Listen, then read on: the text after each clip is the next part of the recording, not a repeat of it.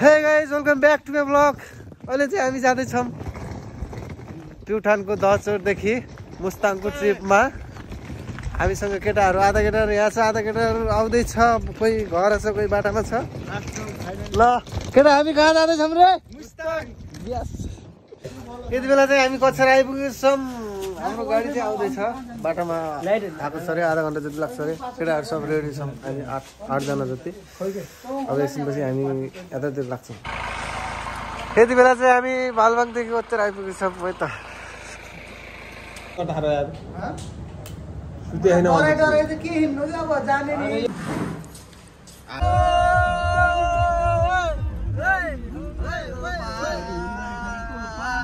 यति बेला चाहिँ हामी बुटोलमा आइपुगेको छौँ। केटाहरूले चाहिँ एकछिन सपिङ गर्छ, त्यसपछि हामी उस्तो फेरि पाल्पातिर लागिहाल्छौँ। है त यति बेला चाहिँ हामी बुटोलको एउटा चाट पसलमा बसेर चाहिँ चाट खाँदैछौँ। केटाहरूले चाट हो कि पानीपुरी मगाइरहेको छ।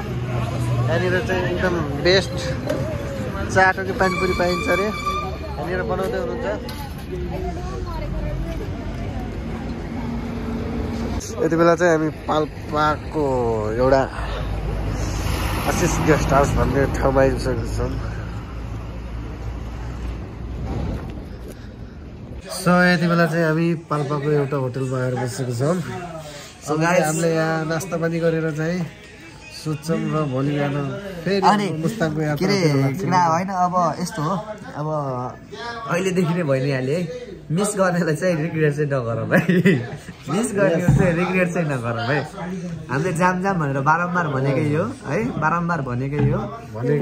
त्यो भन्दा पनि त्यो मैले क्यान्सल गरिहाल्यो। अब मिस गरियो तर रिग्रेट चाहिँ नगर है।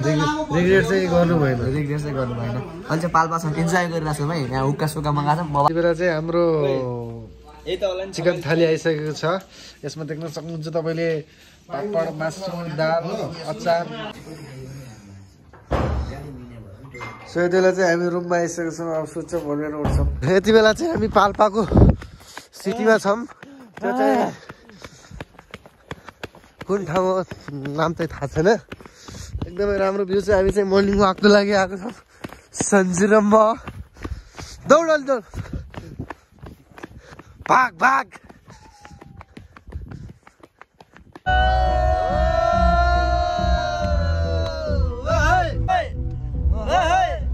अहिले चाहिँ हामी पाल्पादेखि हाम्रो मुस्ताङको यात्रातिर लागिसकेको छौँ। अहिले बिहानको 6 बजेको छ भनेपछि बाहिरको भ्यू हेर्न सक्नुहुन्छ तपाईँले।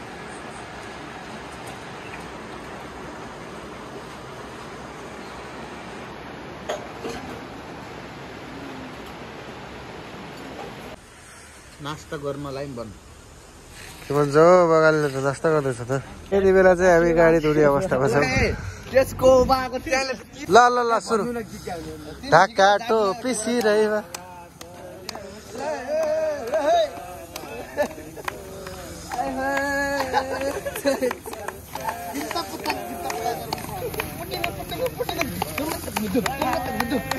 बस्यो उठ्यो। बेला चाहिँ हामी स्याङ्जातिर छ भने त स्याङ्जातिर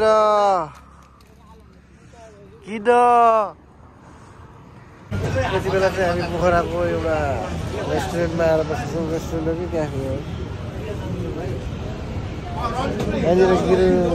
सो गाइज हामी चाहिँ अहिले पोखरामा छौँ अनि यो चाहिँ मेरो क्रस प्लेस हो।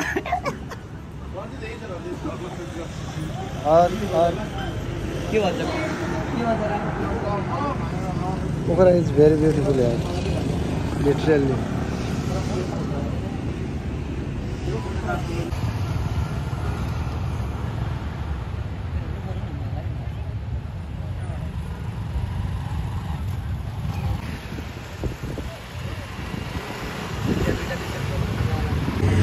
सो यति बेला चाहिँ हामी पोखराबाट एउटा साउन्ड सिस्टम किनेर आएको छौँ, सानो साउन्ड सिस्टम चाहिँ। अब यसमा चाहिँ हामीले दरो गीत बजाउँदा चाहिँ हामी मुस्ताङतर्फ चाहिँ लाग्छौँ है त। अब हाम्रो यात्रा भनेको पोखरा टु मुस्ताङ।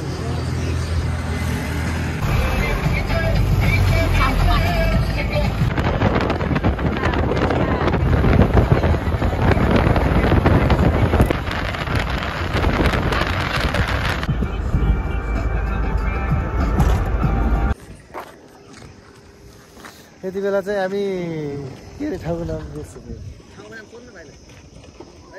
पेनी हो नि जिल्ला कुन हो कास्की यति बेला चाहिँ हामी कास्की जिल्लाको एउटा पानीपुरी पसलमा आएर चाहिँ नास्ता पानी गर्दैछौँ केटाहरू चाहिँ नास्ता पानी गर्दैछन् र त्यति गरिसकेपछि चाहिँ हामी फेरि मुस्ताङको यात्रातर्फ लाग्छौँ यहाँनिर चाहिँ एकदमै राम्रो भ्यू रहेछ माथितिर वनमा हाम्रो गाउँ जस्तो रहेछ है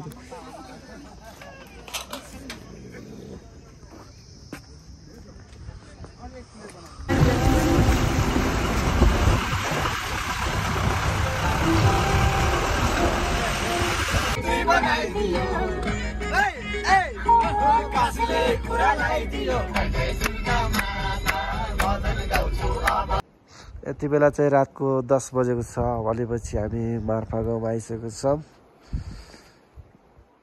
गाडी राखेर चाहिँ हामी आज यही होटलमा चाहिँ बास बस्छौँ होला खानासाना खाएर फेरि भोलि हाम्रो मुस्ताङको यात्रा हुन्छ फेरि हामी चाहिँ अहिले मार्फा गाउँमा आएर चाहिँ नास्ता गर्दैछौँ है त